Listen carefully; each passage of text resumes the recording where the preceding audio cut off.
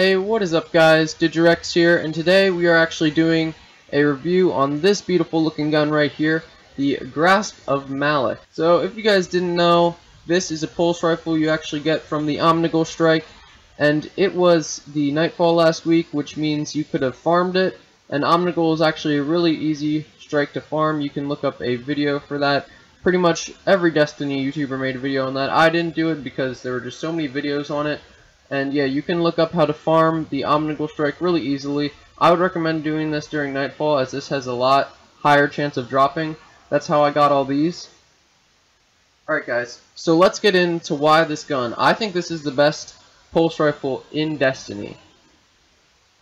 At least for PvP. Because this gun is just so effective at dishing out a lot of DPS really fast. So guys, check this out. Check how fast I can empty this mag.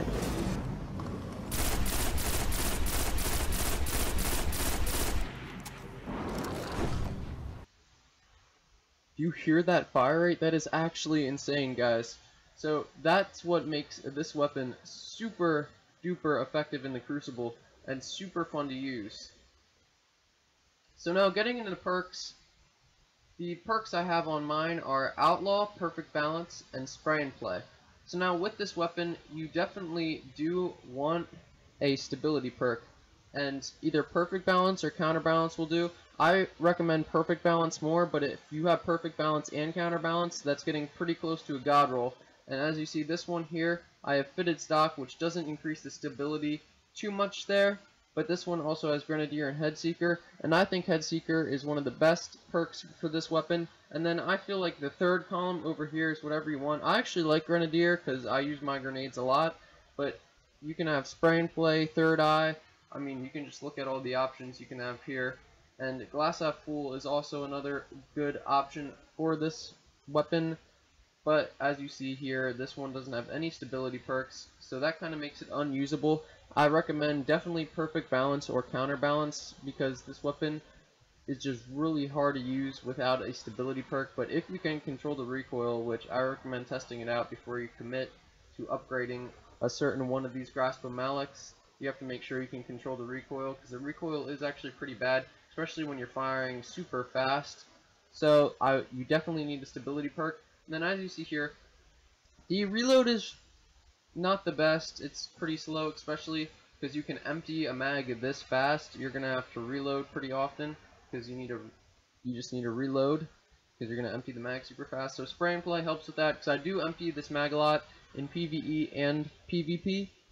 Or Outlaw helps with that. Outlaw helps a drastic amount, and you can actually pretty much reload instantly with Outlaw. I'm actually a big fan of the Outlaw perk, as you see here. Look how fast that reload is just from Outlaw. I mean, Outlaws has to be one of the best perks in the game, and I'm just a fan of it, so that's why I chose this role. But yeah, guys, that's going to be the perks, and we are going to get right into the review here. We're going to start with PvE, move to PvP, and I'm going to give a score for each of them, and then I'm going to average the scores together at the end and give a weapon's overall score. So I hope you guys enjoy this video. Alright, so jumping right into the PvE review, this weapon can actually be used in PvE pretty effectively, as it downs enemies really quickly because of how fast the fire rate is. So you can take out loads of enemies, and even some higher leveled enemies like captains, knights, because this weapon just puts out so much damage so fast. The one thing that you'll find hard to do in PvP with this weapon is PvE with this weapon is stay in the fight for long, because how often you have to reload because of how fast the fire it is. So if you are gonna use this weapon in PvE, I would either recommend the roles I had on mine, Spray and Play or Outlaw, to keep reloading and keep bullets in the mag so you just don't have to reload constantly, because this weapon does have its drawbacks with the fire rate because you're emptying bullets so much. You could also go for extended mag, but you might have to sacrifice the Perfect Balance.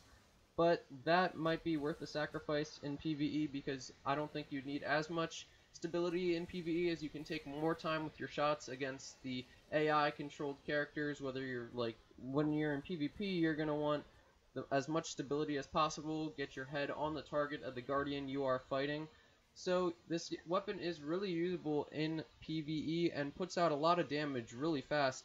The one thing I would draw back with this weapon is that the fire rate might be too fast, and yeah, you're gonna find yourself reloading constantly, which is really aggravating when you're trying to take down hordes of enemies and even like stronger enemies. But it does do well with stronger enemies just because it can put out so much DPS so fast. It can take down shields really fast just because how much damage it puts out because of the crazy fire rate.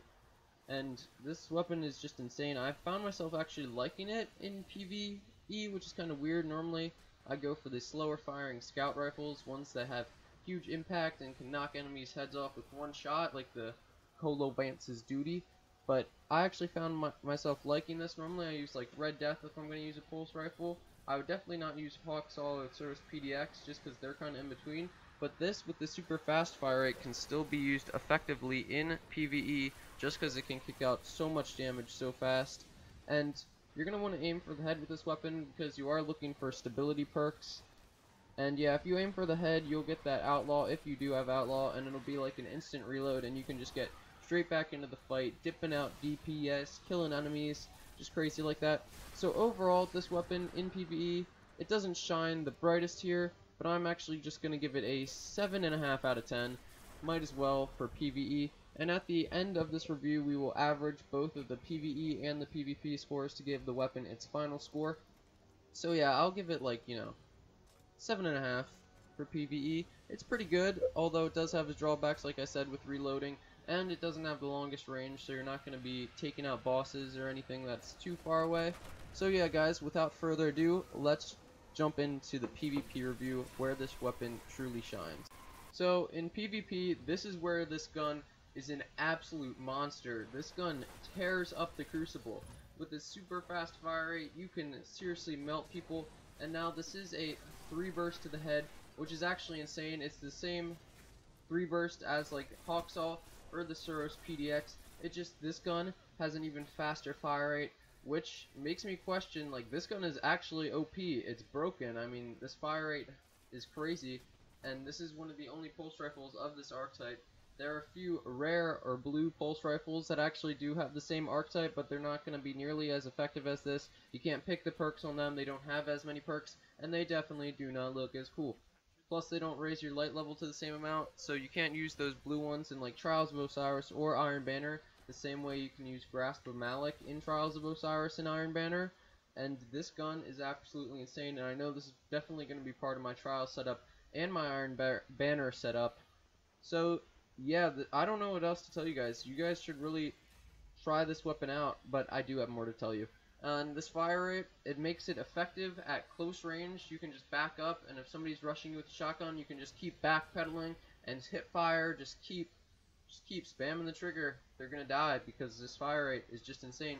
And if you have good stability perks, you can use this weapon at long range. I found myself outgunning even Midas at further ranges. I would say use this gun from like mid-range would be the best, just mid-range, because if you get too far, it does still have more kick, like in sniper scout rifle range. They will still outgun you, but it actually outguns a lot of things at close range, even outgunning auto rifles, because this thing basically is an auto rifle. It just does more damage per shot, which is actually insane. I mean, this thing is just so good, and you can use it pretty much all ranges. Like I said, I would kind of stray from the far range, keep it mid-range, as that's where this weapon shines the best. And this weapon is usable on pretty much every map in the game, and I found myself using it on Bannerfall, Cathedral of Dusk a lot actually, and Thieves' Den. Thieves' Den, it was a little harder to use, but it still melted people when they tried to get through those hallways.